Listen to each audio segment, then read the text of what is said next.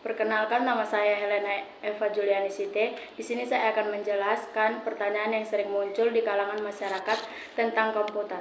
1. Pengertian komputer dan evaluasinya. Komputer adalah seperangkat elektronik yang mampu melakukan tugas-tugas seperti menerima masukan, memproses, menyimpan hasil pemrosesan, dan memberikan keluaran berupa informasi. Generasi pertama. Generasi ini menggunakan komponen tabung hampa dan menggunakan penyimpanan magnetik. Generasi kedua. Generasi ini menggantikan tabung hampa dan menggunakan transistor.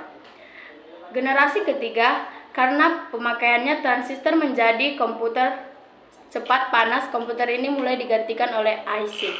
Generasi keempat. Generasi ini memiliki terobosan berupa mikroprosesor yang dapat menyatukan ribuan IC yang merupakan visi dengan 2.300 komponen yang menjalankan 60.000 operasi dalam hitungan detik. Generasi kelima.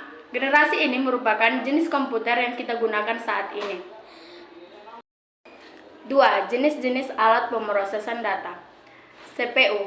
CPU merupakan tempat pemrosesan instruksi-instruksi program yang pada komputer mikro atau di sebuah mikroprosesor. Pemrosesan ini berupa chip yang terdiri dari ribuan hingga jutaan.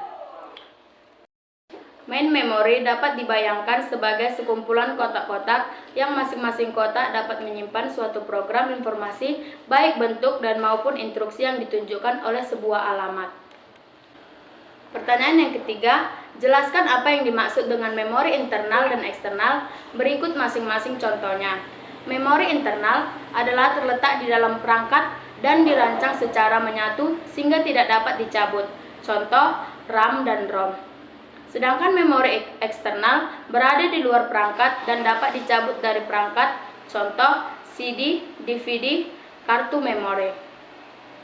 Pertanyaan yang keempat, tuliskan dan jelaskan fungsi motherboard dan berikan contoh yang melekat pada motherboard sebagai distributor daya dan penghubung segala jenis komponen komputer sehingga mereka dapat berkomunikasi satu sama lain. Contoh, RAM, CPU, chipset, SATA ports. Pertanyaan yang kelima, tuliskan jenis-jenis bus pada PC.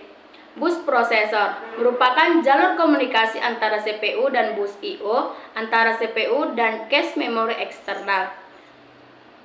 Bus I/O berfungsi untuk memungkinkan CPU berkomunikasi dengan piranti pasif herald seperti printer dan scanner. Bus memori, bus ini merupakan bus yang berfungsi mentransmisikan data antara CPU dan memori sama dengan lebar bus prosesor.